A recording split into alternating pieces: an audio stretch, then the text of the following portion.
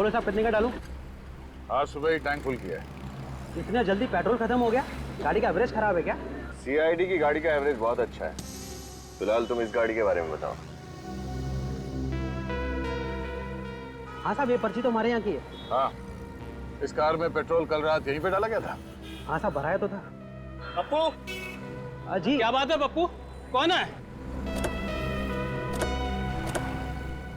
साहब, ये लोग सीआईडी से किसी कार के बारे में पूछ रहे हैं। सीआईडी? क्या बात है सर, कुछ प्रॉब्लम है क्या? बहुत बड़ी प्रॉब्लम है। इस कार में जो हस्बैंड वाइफ कल जा रहे थे, उन दोनों का खून हुआ।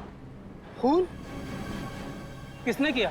यही पता लगाने की कोशिश कर रहे हैं हम लोग। क्या बता सकते हैं कि इनके साथ कोई और भी था या ये दोनों ही थे? मुझे तो नहीं मालूम सर, लेकिन हाँ, गिरीश बता सकता है। कौन गिरीश? वो नाइट की शिफ्ट में काम करता है। जरा इस गिरीश को बुलाना। सॉरी सर, वो तो हॉस्पिटल में है। हॉस्पिटल में? क्यों? वो कल रात को 12 सवा 12 बजे के आसपास अचानक वो गिर गया और बेहोश हो गया। बेहोश हो गया? कैसे? पता नहीं साहब, उसे चक्कर आने लगे थे। इससे पहले कि हम लोग कुछ समझ पाते, वो धड़ाम से नीचे गिर गया। मुझे लगा कि बेचारा 2-2 शिफ्ट में काम कर रहा था, इसलिए थकान की वजह से ऐसा हो गया हो। कौन से हॉस्पिटल में भर्ती है ये? शांति शिविर हॉस्पिटल। शांति शिविर हॉस्पिटल।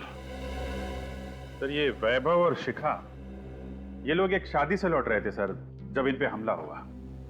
पर सर, हमला होने से पहले रात करीब 12 बजे ये लोग एक पेट्रोल पंप पर पहुंचे थे, जहां एक अटेंडेंट गिरीश ने इनकी गाड़ी में पेट्रोल डाला और इनके जाने के बाद वो बेहोश हो गया और हॉस्पिटल पहुंच गया। अभिजीत, ये पेट्रोल अटेंडेंट गिरीश का बेहोश होना और फिर उसके बाद में वैभव और शिखा, इन दोनों पर हमला होकर उनकी भी मौत होना, कहीं इन दोनों बातों में कोई कनेक्शन तो नहीं? सर मैं अभी अभी हॉस्पिटल में गिरीश को मिलकर आ रही हूँ। डॉक्टर्स का कहना है कि उसकी बेहोशी की वजह थकान नहीं, कोई जहरीला केमिकल है, कोई जहरीली गैस। तो फिर अभिजीत, इसका मतलब है कि ये दोनों शादीशुदा इसी जहरीले गैस के चपेट में थे और इन्हीं के जरिए इस गिरीश तक ये जहरीला गैस पहुंच गया। हाँ सर, गिरीश बच गया क्योंकि वो वक्त पर हॉस्पिटल पहुंच गया, लेकिन वैभव और शिखा की किस्मत इतनी अच्छी नहीं थी। मगर ये जहर है कौन सा? है कौन सा ये जहर जो 2 मिनट में आदमी दम तोड़ दे? सर? हाँ। सर, इस जहर का नाम है सोडियम ब्यूरोक्साइटिस। हेलो तारिका जी। सोडियम ब्यूरेक्साइटिस। हाँ सर, ये जहरीला केमिकल मुझे वैभव और शिखा के फेफड़ों से मिला है। फेफड़ों में मिला है तो इसका मतलब है अभिजीत कि इन दोनों ही ये जहर किसी चीज से सूंघा है या फिर सूंघाया गया है। हाँ सर, क्योंकि बॉडीज में इंजेक्शन वगैरह का तो कोई निशान नहीं मिला है मुझे। वही तो। और पेट में खाने पीने में कोई जहर नहीं मिला? पंकज, जब डॉक्टर तारिका कह रही है कि जहर सिर्फ फेफड़ों में था, तो उल्टे सीधे सवाल पूछ कर परेशान मत करो इनको। मालूम है कितनी मेहनत लगती है सब ढूंढने में। अरे आप थक गई होंगी, मैं कुछ मंगाऊं आपके लिए? फिर कभी अभिजीत, आज थोड़ा लेट हो रहा है क्योंकि सालों के साथ पूना गए ना, तो सारी जिम्मेदारी मुझ पर ही है। सर उनके सब पूना गए हैं? ये तो बड़ी अच्छी बात है। मतलब दिन रात काम करके थक गए हैं बेचारे, पुणे गए हैं तो थोड़ा चेंज हो जाएगा।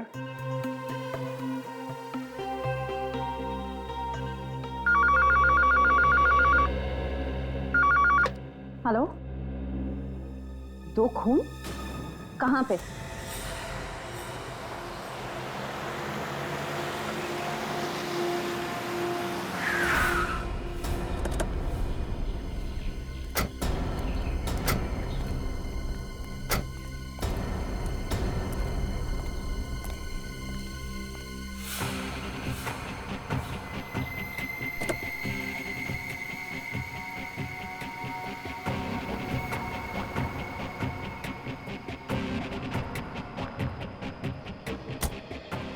कमाल है, एक ही दिन में 4-4 खून। मैंने भी ठीक वैसे ही मारा गया जैसे वैभव और शिखा को।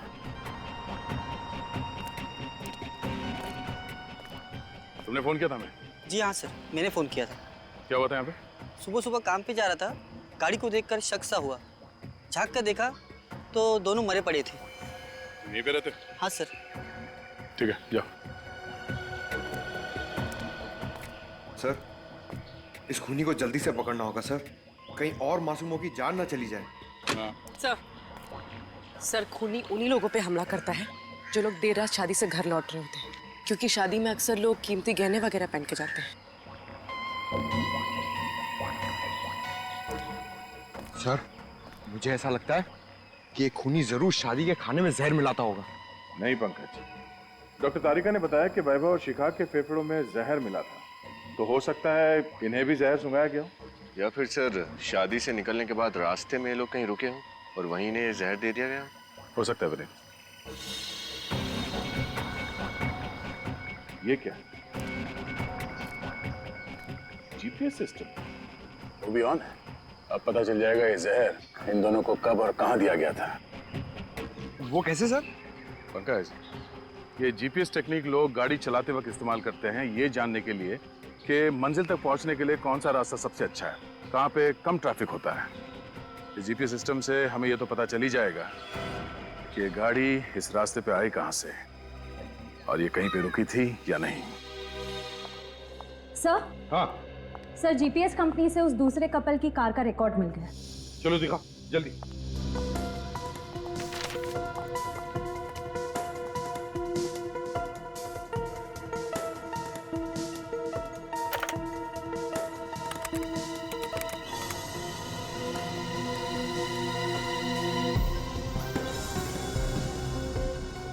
ये देखो अभिजीत, ये है वो शादी का हॉल, इसे हम पॉइंट ए कहते हैं। ये देखो, ये है पॉइंट बी। यहां पर इन दोनों की मौत हुई। सर, पॉइंट ए से पॉइंट बी के बीच ये गाड़ी कहीं रुकी नहीं है। इसका मतलब इन दोनों को जहर शादी के हॉल में ही दिया गया है। एग्जैक्टली अभिजीत, ऐसा ही हुआ होगा। ये वैभव और शिखा, ये दोनों भी तो इसी हॉल में गए थे शादी के लिए। अभिजीत, इसका एक ही मतलब हो सकता है कि वहां पर कोई तो है वहां प्रज्ञा बैंक्वेट्स में, जिसने इन लोगों को ये जहर सुंघाया है किसी तरह से।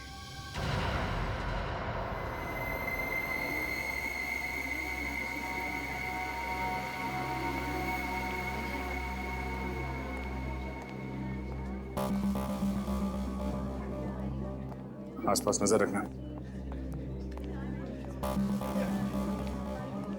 अरे प्रकाश जी नमस्ते। ओ आइए सर, हम कब से आप ही का इंतजार कर रहे थे। कैसे हैं आप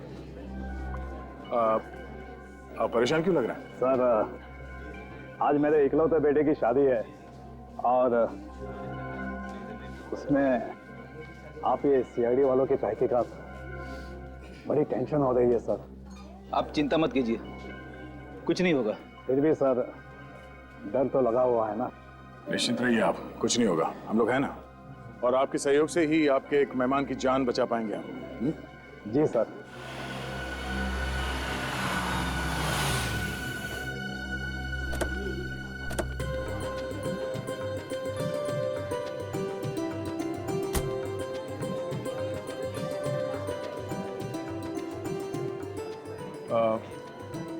हम लोग दूल्हा दुल्हन से मिल लेते हैं। नमस्ते। बधाई हो कुमार साहब। आइए आइए ऋषभ जी, रचना जी वेलकम। Thank you. बेटे की शादी बहुत बहुत मुबारक। धन्यवाद जी, आप अपना कीमती वक्त निकाल कर यहाँ पर आए, हमारे लिए तो ये बड़े सम्मान की बात है। अरे कुमार साहब, आते कैसे नहीं? शादी जैसे बंधन में इंसान रोज रोज थोड़ी फंसता है ना? अच्छा, खूब समझ रही हूँ आप क्या कहना चाह रहे हो। अब चले, दूल्हा दुल्हन से नहीं मिलना है? चलिए प्लीज। नमस्ते साहब। नमस्ते मैम साहब।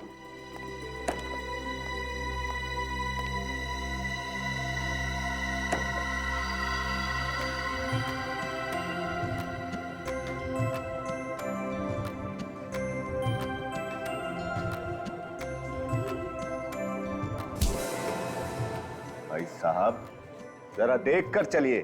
माफ कीजिएगा, वैसे मेरा नाम अमित है। हमारा नाम हर्ष है और ये है मैं इनकी पत्नी रचना। बहुत खूबसूरत है। जी? मतलब क्या है आपका? गलत मत समझिए, मैं इनके हार की बात कर रहा था। ये पूरे 10 लाख का है। वो क्या है ना कि 6 महीने पहले हमारी शादी की सालगिरह थी, ये भूल गए, तो सजा के तौर पे मैंने इनसे ये हार मांग दिया। कितनी बार समझाया है तुम्हें, हर जगह 10 लाख का ढिंढोरा पीटने की क्या जरूरत है?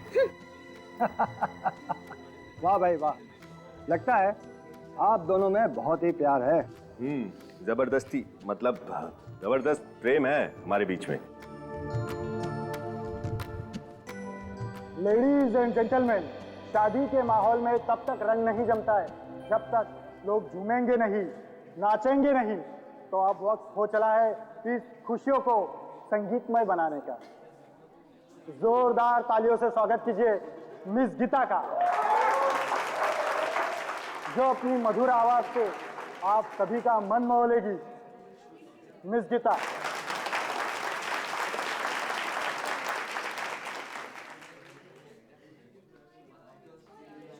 ये लीजिए।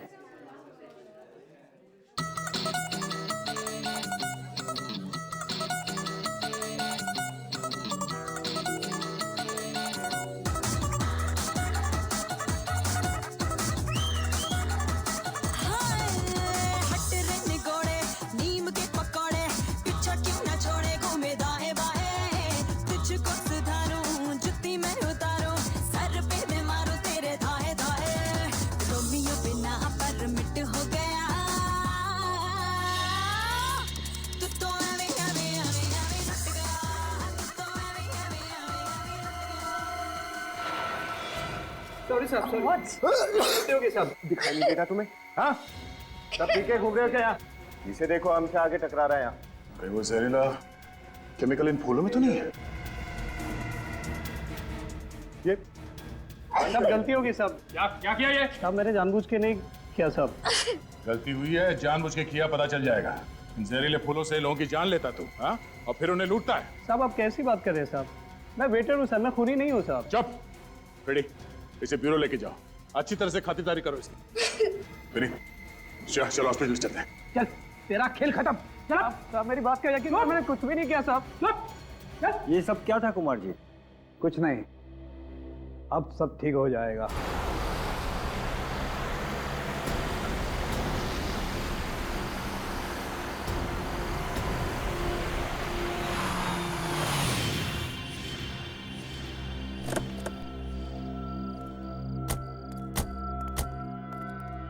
ओह नो, रेडी, ए, उठ। सर, सर, निखिल, तुम दोनों को जल्दी हॉस्पिटल ले जाना पड़ेगा, निकालो उन्हें। सर।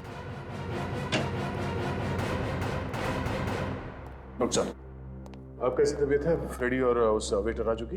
इन्होंने शायद कोई जहरीली गैस सूंघ ली थी, जिसकी वजह से वो बेहोश हो गए, लेकिन अभी वो खतरे से बाहर है। हम फ्रेडी से मिल सकते हैं? देखिए फिलहाल वो होश में नहीं, मैंने उन दोनों को नींद का इंजेक्शन दिया, दोपहर तक होश आ जाएगा। ठीक है डॉक्टर, थैंक यू। सर जरूर ही वही जहरीली गैस है जिससे उन शादीशुदा जोड़ों को मारा जा रहा है। हाँ निखिल, और डॉक्टर तारिका ने तो कहा कि जो फूल श्रेया और विनीत पे गिरा था उसमें कोई जहरीला केमिकल नहीं था। इसका मतलब है वो जहरीला केमिकल उस गाड़ी में ही था। लेकिन सर उस गाड़ी की चाबी हमने किसी भी बैंक्वेट के स्टाफ मेंबर को नहीं दी थी, तो फिर? अब इन सारे सवालों का जवाब उस गाड़ी से ही मिलेगा।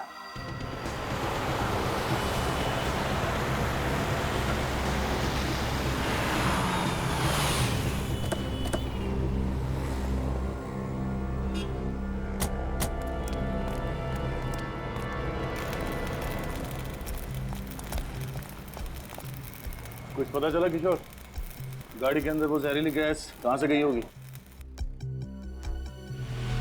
नहीं साहब, मैकेनिक की नजर से देखकर लगता नहीं है कि इस गाड़ी से किसी ने छेड़छाड़ की है। सब कुछ एकदम बरोबर है। तुमने अच्छी तरह से तो चेक किया है ना, बारीकी हाँ से? साहब, एकदम बरोबर है।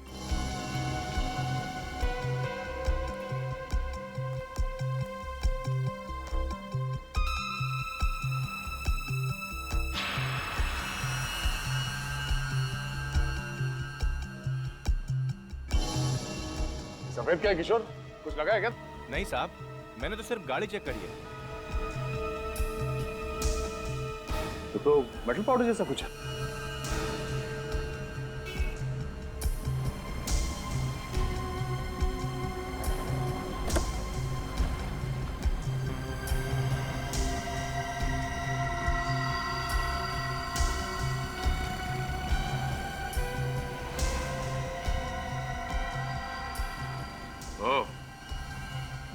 ये चक्कर है। क्या है सर?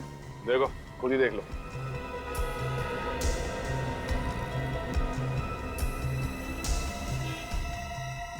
सर इतना बारीक छेद तो मैग्नीफाइंग ग्लास से ही दिख सकता है। पहले यहाँ दरवाजे पे किसी ने ड्रिल मशीन से छेद किया और फिर उस छेद के जरिए अंदर वो जहरीली गैस डाल दी गई। लेकिन सर ये ड्रिल मशीन तो बिजली से ही चलती है ना? अगर उसने ड्रिल मशीन का कनेक्शन किसी और वायर के थ्रू कहीं किया होगा तो किसी ने तो उसे देख ही लिया होगा। ये भी तो हो सकता है कि ड्रिल मशीन बिजली से नहीं बल्कि बैटरी से चलती है। सब कुछ पोर्टेबल है। हेलो, हाँ बोलिए। क्या? निशान? अच्छा, ठीक है, उसकी फोटो, एड्रेस, सेल नंबर और सारी डिटेल्स मुझे भेज दो। Okay, thank you. क्या हुआ सर? प्रज्ञा बैंक्वेट हॉल का दरबान निशान वो गायब है। ना वो काम पे आ रहा है, ना ही फोन कॉल उठा रहा है। सर ये सब किया धरा उस निशान का ही तो नहीं है? अब ये तो उस दुकान से ही पता चलेगा जहाँ पे ये खास बैटरी वाली ड्रिल मशीन मिलती है। पता करो कहाँ कहाँ ऐसी ड्रिल मशीनें मिलती हैं। निखिल, लगता है ये वही डिस्ट्रीब्यूटर है जो वो ड्रिल मशीन बेचता है। चलो। सुनिए, हम लोग सीआईडी से हैं, आपसे कुछ पूछताछ करना चाहते हैं। बैटरी से चलने वाली शक्तिशाली ड्रिल मशीन्स पूरे शहर में सिर्फ आप ही की दुकान पे मिलती है ना? जी, होलसेल की बस मेरी ही दुकान है उन ड्रिल मशीन्स की, और कहीं नहीं मिलेगी आपको। तो जिन दुकानों को आप ये मशीन्स बेचते हैं, 1-2 पीसेस तो बेचते नहीं होंगे, कम से कम 15-20 पीसेस बेचते होंगे। जी बिल्कुल। तो पिछले कुछ दिनों में आपने इस तरह बैटरी से चलने वाली ड्रिल मशीन अगर बेची है तो किसको बेची, याद है कुछ आपको? सर मैंने तो नहीं बेची, लेकिन मेरी दुकान पे एक छोटू नाम का लड़का काम करता था। उसे एक ग्राहक ने 500 रुपए ज्यादा का लालच दिया, उसे उस मूर्ख ने बेच दी। छोटू? बुलाओ सर। जी मैंने उसे निकाल दिया। काम से निकाल दिया? तो क्या आप उस ग्राहक को पहचानते हैं? जी बिल्कुल, वो पहले मेरे पास आया था। जब मैंने उसे मना कर दिया तब शाम को दोबारा आया। जब मैं दुकान पे नहीं था तब छोटू ने उसे दे दी। ये यही था वो?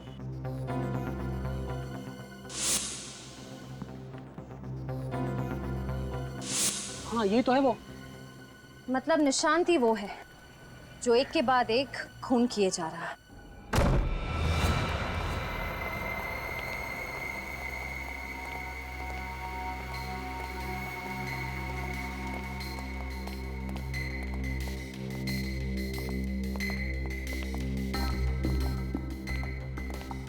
लगता है अपने परिवार के साथ 9-11 हो गया। तलाशी लो घर की अच्छी तरह से।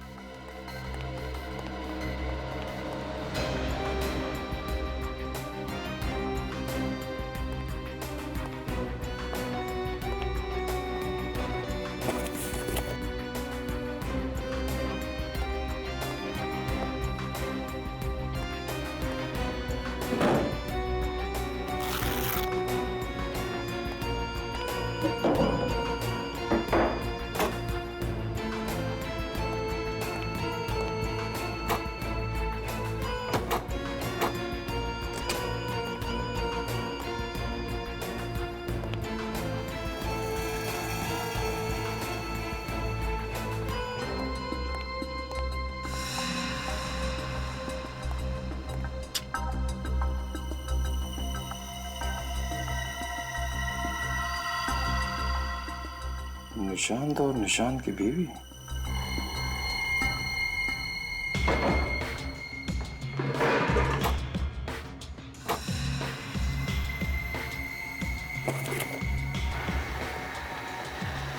ये है वो पोर्टेबल ड्रिल मशीन जिसे उस कार के दरवाजे पे छेद किया गया। सर। हाँ विनीत। सर ये देखिए, नई वॉशिंग मशीन, नया टीवी और सारा नया नया सामान खरीदा है इस निशांत ने। सर एक दरबान अचानक इतनी कीमती चीजें तभी खरीद सकता है जब उसकी कोई बड़ी लॉटरी लगी हो, या फिर वो गलत कामों में उलझा हुआ है। सर ये इयररिंग अंदर पड़ा हुआ मिला था, शायद शिखा का ही होगा। लगता है निशांत घाई घाई में सामान पैक करते समय ये इयररिंग पैक करना भूल गया। हाँ सर, मुझे लगता है शादी के हॉल में हमें देखकर उसकी हालत पतली हो गई। अपना सारा नया सामान छोड़कर यहाँ से रफू चक्कर हो गया हूँ। उड़ उड़ के कबूतर कहाँ तक उड़ेगा। एक काम करो, मोबाइल कंपनी से पता करो कि ये कबूतर इस वक्त कहाँ है।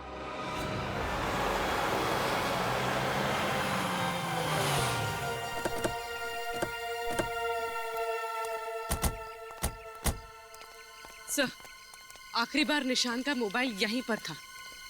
यहाँ पे ये देखो,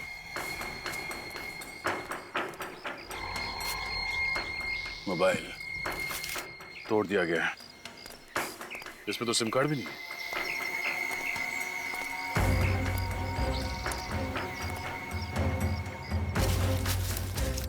सर। हाँ? देखिए सर, फावड़ा पड़ा हुआ है, मिट्टी भी लगी हुई इस पर ताजी। एक काम करो, आसपास देखो कहीं खुदाई का काम हुआ है क्या।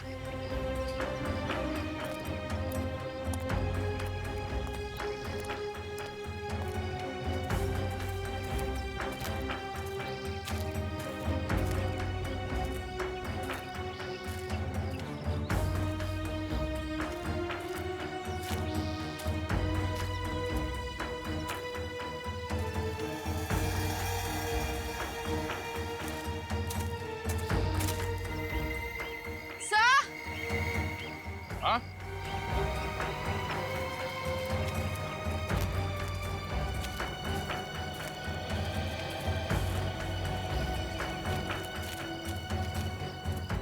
सर ये देखिए, सर यहाँ मिट्टी खुदी हुई है। खोदो यहाँ।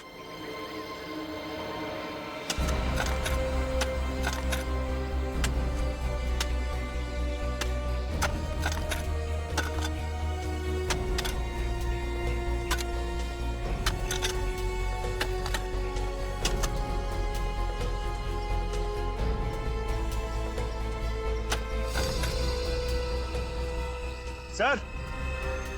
हाँ? हटाओ इसे।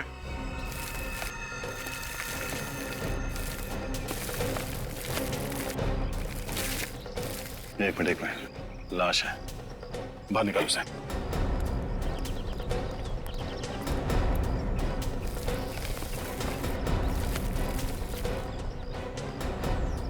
संभाल के।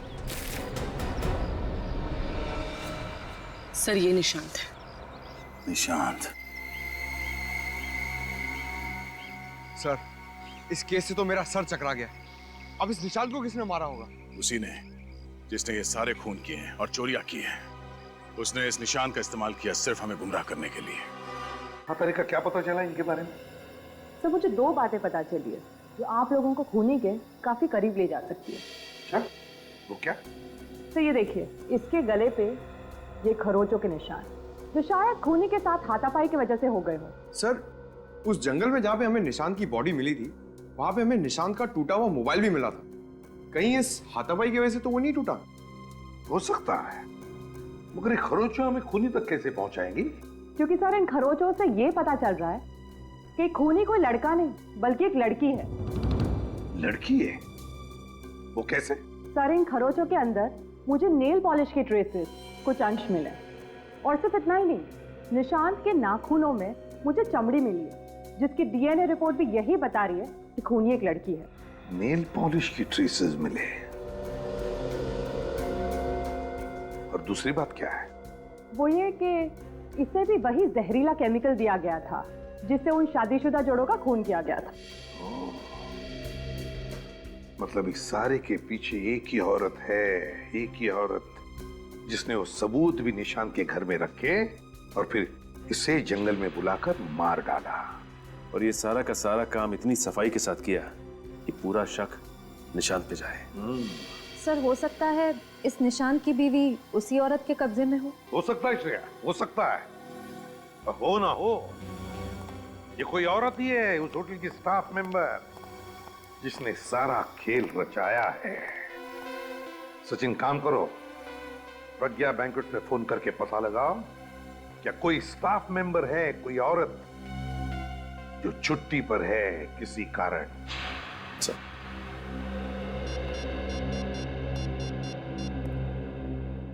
हेलो, हाँ मैनेजर साहब जी। अच्छा ये बताइए कि आपके फीमेल स्टाफ की कोई मेंबर कल से छुट्टी पे है क्या? जी क्या? ओके, आपकी मदद के लिए बहुत बहुत शुक्रिया जी, थैंक यू सर।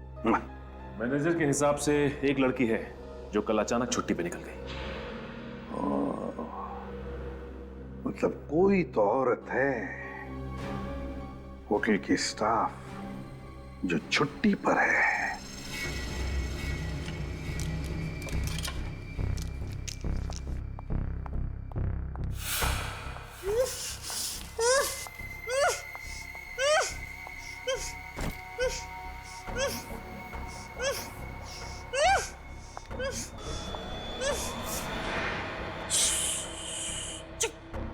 एकदम चुप। बोलना है इसलिए खोल दूं। ले ले। आप मुझे छोड़ दो। निशांत तो तुम्हारे इशारों पे कठपुतलियों की तरह नाचता है ना, और तुम्हें क्या चाहिए? मैं जो चाहती थी मुझे तो वो मिल ही गया है। अब तो बस एक खूबसूरत सी जगह जाकर सुकून की जिंदगी जीनी है। जब तुम्हारा मकसद पूरा हो चुका है तो मुझे मेरे निशांत के पास जाने दो ना। अच्छा, अगर तुम यही चाहते हो तो यही सही।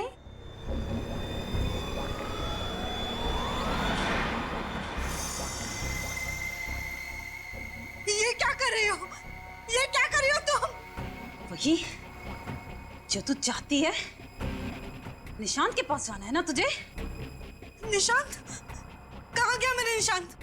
क्या किया तुमने निशांत के साथ? मार डाला मैंने उसे।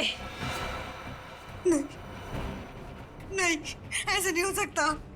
ऐसा नहीं हो सकता। ये सच नहीं है ना? हाँ?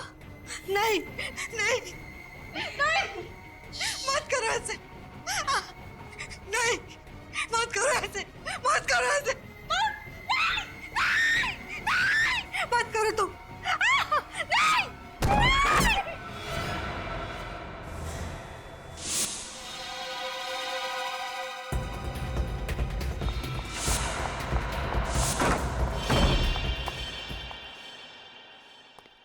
बहुत हो गया गीता जी, अब तुम्हारा खेल खत्म।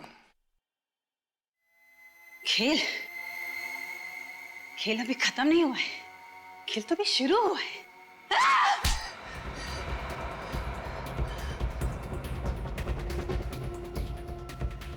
बहुत शौक चढ़ा है ना खेल खेलने का?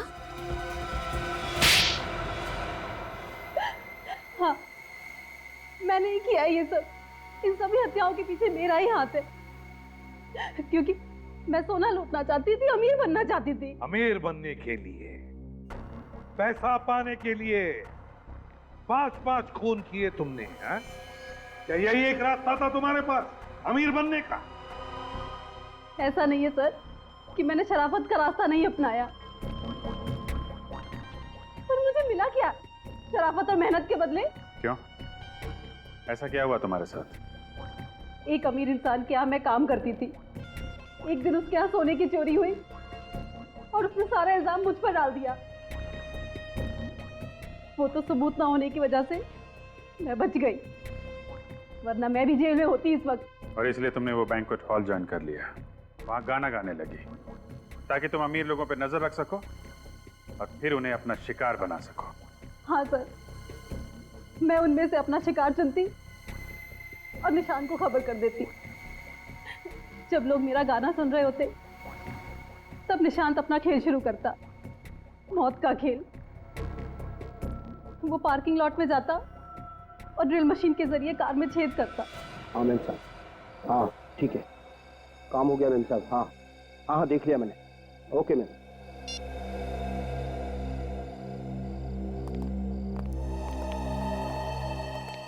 जरा ध्यान रखना, मैं आता हूँ।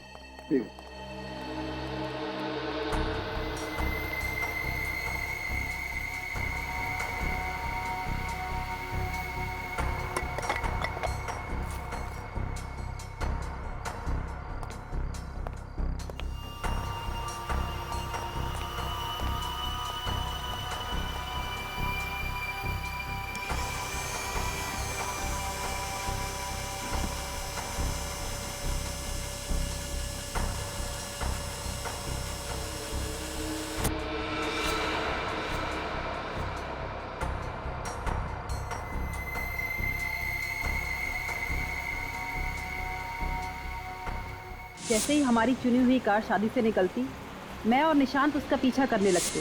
जहरीला केमिकल आधे घंटे में अपना असर दिखाता था और कार में बैठे लोगों का दम घुटने लगता। वो लोग खिड़कियां खोल देते ताकि खुली हवा में सांस ले सके, और तब मैं वहां पहुंचकर उनके सारे गहने और जेवर लूट लेती थी। निशांत तो तुम्हारे लिए काम कर रहा था ना, फिर उसे क्यों मारा तुमने? सारा दिमाग मैं लगाती, प्लान मैं बनाती, और आए दिन वो बस अपना हिस्सा बढ़ाने की बात करता। और वैसे भी मैंने तो उसे बस एक जरिए की तरह इस्तेमाल किया, एक मोहरे की तरह, ताकि सीआईडी का शक उस पर जाए। जब मेरा काम खत्म हो गया तो मैंने उसे भी मार दिया। वाह रे वाह, अगर इतना ही दिमाग, इतनी ही मेहनत किसी अच्छे काम के लिए इस्तेमाल करती तो वैसे ही पैसा कमा लेती, पर नहीं, 5-5 खून किए तुमने। तुम्हें तो फांसी ही होगी, फांसी।